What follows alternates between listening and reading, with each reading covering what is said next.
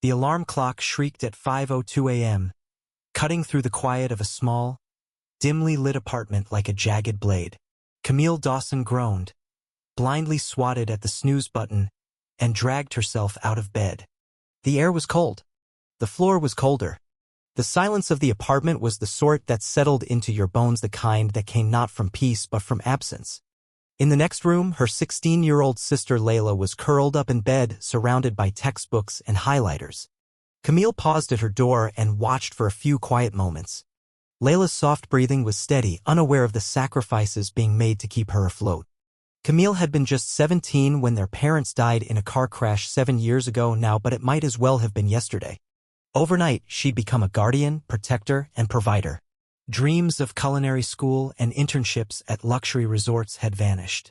In their place, late nights, aching feet, and a uniform that never quite fit. That morning, like every morning, Camille slipped into the slightly too large black button-up and apron of Maison Velo, an upscale restaurant nestled in the heart of downtown Los Angeles. It was the kind of place where wine flowed like currency and eye contact with the staff was considered optional. She ironed the creases out of her shirt even though the fabric had faded from too many washes. Her hair was neatly tied back, makeup subtle but pristine. In her world, appearances weren't just preferences, they were protection. She caught the 6 a.m. bus surrounded by others like her, custodians, caregivers, dishwashers, people who made the city function before it woke up. When she arrived through the back door of Maison Velo, Camille passed the velvet ropes and white tablecloths she was never invited to sit at. Gregory Harmon, the floor manager, stood by the host stand with his usual scowl. "You're late," he said. She wasn't. "Section C today." And Smilite helped soften the attitude. He added with a snide smirk. Camille held his gaze for a moment before nodding. She'd learned a long time ago that dignity was easier to maintain when you didn't argue. He never spoke that way to the others. Not to Stephanie, who spent half her shift on her phone, or to Reed, who still reeked of whatever he'd smoked on his break. But for Camille, a young black woman with nothing but efficiency and a quiet presence, there was no grace, only scrutiny. The restaurant buzzed with the clinking of glasses and the hum of privilege. Camille moved like silk between tables, delivering entrees, pouring wine, answering questions with practiced ease. Her voice was warm, her manner graceful. Still, to most patrons, she was invisible. Except when she wasn't. "Hey girl. More lemon in the water this time, yeah?" barked a regular at table 8, not bothering to glance up. She smiled mechanically and did as asked. But in those moments, she always felt the shake. Not of her hands, but of her patience. There were small mercies, though. A couple who asked about Layla every time they came in. A quiet older woman who always left handwritten notes of encouragement on the back of her receipts. Flickers of humanity that helped her keep going. Camille barely noticed the shift from morning into early afternoon. Her back ached. Her feet throbbed. Still, she didn't pause until she stole 5 minutes behind the service hallway, sipping weak coffee from a paper cup and leaning against the cool wall. The moment was short-lived. The sound of camera shutters outside shattered the calm like a dropped wineglass. A celebrity had walked in, some A-list actor with a jawline like a statue and an entourage that doubled as a storm cloud. Paparazzi gathered like vultures outside the glass windows, firing flashes into the restaurant's pristine interior. Guests murmured and craned their necks to get a look, some with their phones out, others whispering about who it was. But Camille's attention was drawn to a corner table by the window. A boy, maybe 8, maybe 9, sat alone, visibly trembling. His arms were tightly wrapped around himself, his eyes glassy. His name was Elliot, though Camille wouldn't learn that until much later. His breathing was fast, shallow, erratic. Every flash outside made his shoulders jerk. She recognized the signs instantly. Her godson back home had sensory processing disorder. Camille had seen meltdowns like this. This wasn't misbehavior. It was a panic spiral. A full-body storm. The boy's father had stepped away, probably to take a call. Elliot was alone now, his hands tugging violently at his shirt collar. Then he started hitting himself sharp, fast slaps to his head. His arms thrashed, his nails digging into his skin. And no one noticed. No one but Camille. She moved without thinking, placing her tray on the nearest table. A man in a business suit glared at her for delaying his appetizer. But she ignored him. She dropped to her knees next to the boy. "Hey there," she said gently. "You're okay. You're safe." She spoke low and calm, layering her voice with the warmth of every lullaby she'd ever hummed to Layla.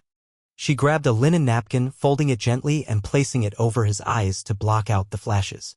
One hand steadied his wrist as he clawed at his arm. The other smoothed the back of his jacket. "Breathe with me," she said. "In and out like waves. That's it." The restaurant blurred around them. No plates. No egos. No rules. Just a scared little boy and the woman who saw him. "Camille." Gregory's voice boomed across the dining room, slicing through the moment like a blade. "What do you think you're doing?" he demanded. Camille didn't look up. "This child is in distress. He's hurting himself. You're supposed to be serving table 11. Not babysitting." He stepped closer. "Let his parent handle it. You don't get paid to play hero." She rose to her feet slowly, standing between Gregory and the boy. "If that were your child, would you want someone to walk away?" Gregory sneered. "Don't get smart with me. This is a business. That," he gestured toward Elliot, "is a liability." Then he said the words that would change Camille's life. "Consider this your last shift." The restaurant went quiet. From the bar, a man in a dark blazer stood up halfway. "She did the right thing," he said, voice clear. Gregory ignored him. "We run things by protocol." Just then, a tall man in a navy suit reappeared, phone in hand. He was already rushing toward the boy. The father. Elliot's father. He knelt down, scooping his son into his arms. "Elliot," he breathed, eyes flicking up to Camille. "Are you the one who helped him?" She nodded, mute with disbelief. "Thank you," he whispered, reaching into his coat for a business card. "Please, can I call you later?" Camille nodded again. The man turned and left, his son in his arms. Gregory tried to smooth the scene over with a fake apology, but the man didn't even acknowledge him. And just like that, Camille was unemployed. Her ride home felt longer than usual. Her name tag sat in her lap, mocking her. At home, she found Layla making ramen and humming a tune from her headphones, unaware that their only source of income had vanished. Camille pretended everything was fine, ate 2 spoonfuls of soup and sat at the table staring into space. That night, after Layla had gone to bed, she curled on the couch, scrolling job listings she couldn't stomach. Dishwasher, barback, graveyard receptionist. She was about to close the laptop when her phone buzzed. Unknown number. She hesitated, then picked up. "Hi," said the voice. "This is Mason Langley. We met today at the restaurant." "I was the man with the boy." Camille sat up straighter. "I'd like to meet you," he continued. "Tomorrow, if possible. There's something I think we should talk about." The following morning, Camille stood outside a shimmering glass building downtown. Langley Group Holdings was printed in bold silver across the entryway. She stared at it, heart-pounding.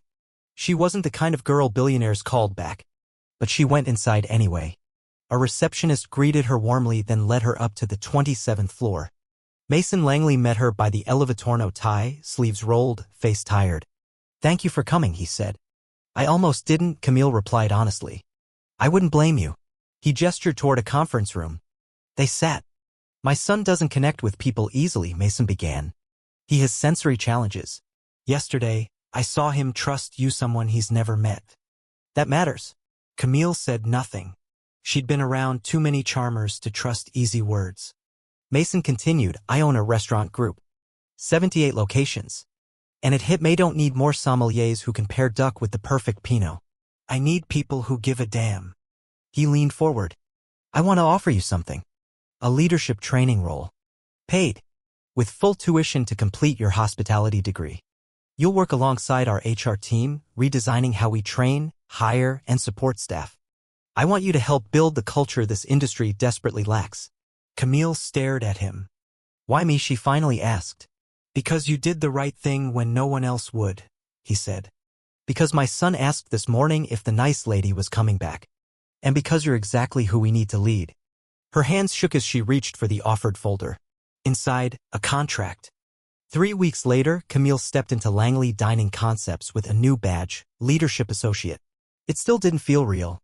She worked closely with Mara Segura, the company's head of development, a firebrand with no patience for fluff. Together, they interviewed staff, rewrote policy, and hosted training workshops. Camille brought her lived experience into every room she entered, and people listened. When Preston walked into the office one afternoon holding a thick manila folder, he wore a smile that couldn't hide his excitement. "We're opening a new restaurant. I want you to co-lead it." Camille opened the folder. Her name was on the front. When Haven opened 6 months later, it didn't look like any high-end place Camille had ever worked. It was warm, modern, and diverse. Her badge read Culture and Experience Director. And when she walked the floor, every server knew her name not because she gave orders, but because she built the place with them. Mason passed her near the entrance. "You did that," he said. She smiled. "We did." And in a booth near the window sat Elliot, noise-canceling headphones on, happily dipping star-shaped fries into ketchup. Camille watched him for a moment, then turned back to the kitchen. She had a restaurant to run. And a story to keep writing one table at a time. For